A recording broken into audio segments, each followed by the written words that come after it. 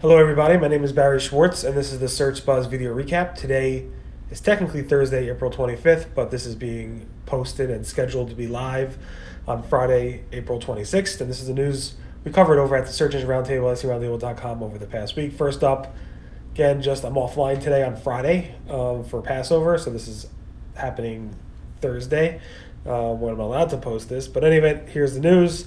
Google Search Console reports are currently still delayed. Now, I'm not sure if anything happened between when I made this video and when this video went live. So hopefully by the time I report this, the coverage report and some of the other reports and features in Google Search Console have been updated. John Mueller said they are working on it, but the coverage report specifically hasn't been updated, at least for me and many people, since April 7th, April 8th. For a lot of people, and that's going on 18, 19, almost 20 days. John Mueller said they're working on it. He's sorry it's taking so long, and they're frustrated internally as well about how long it's taking for the Search Console team to adapt this and get this going. Google seems to be showing more one-box related top answer results, more feature snippets, more image results, more videos, etc., in the top search results. So when you do a search for something like flowers or whatever, Google might show like pictures or vertical search results in the main web search results, like an image box showing you more flowers. You do a search for how-to types of questions, you might see more feature snippets. So SEO Clarity, Rank Ranger, and Moz all show a spike in the number of image boxes that are showing up in the search results. Mozcast and Rank Ranger are also showing increases in featured snippets, including Stat as well, which is now part of Moz.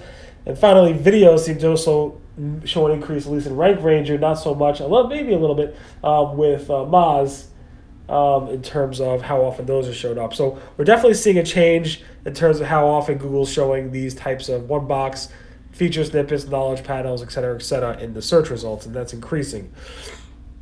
I'm not sure if it's a bug or a feature, but right now that's what's happening.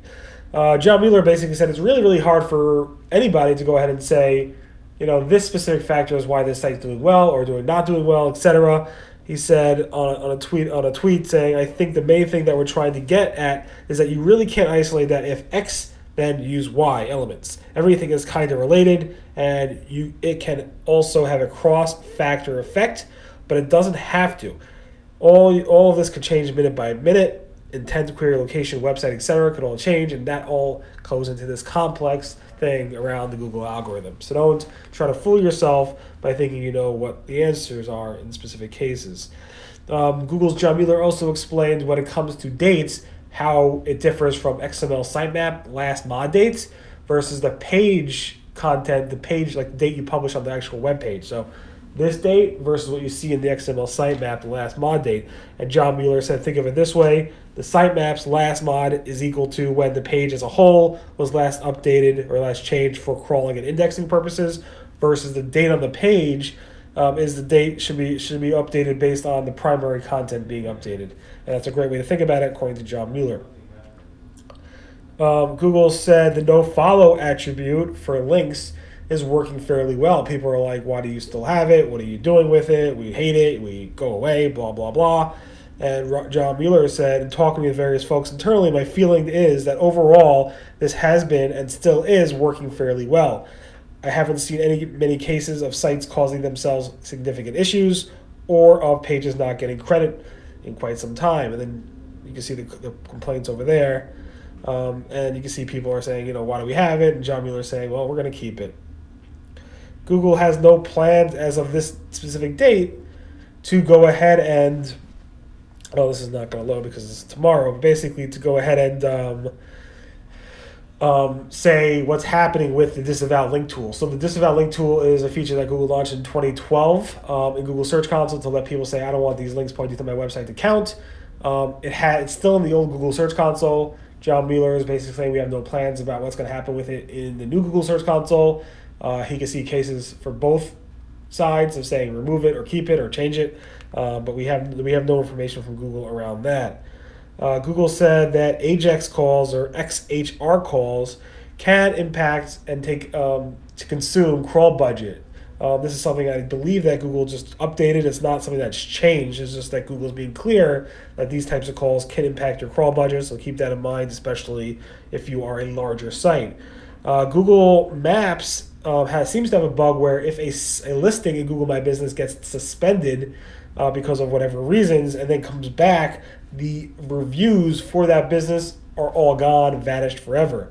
It might be a bug. It might be something that Google decided to do. We're not sure, but this is definitely a widespread issue across Google My Business listings and so forth. Another widespread issue, not completely widespread, but it seems like a lot of people are complaining about this, is that people, when they go to their Google My Business account, they might see a new change to their Google My Business listing that says they should be in the category of POI, I guess point of interest, establishment.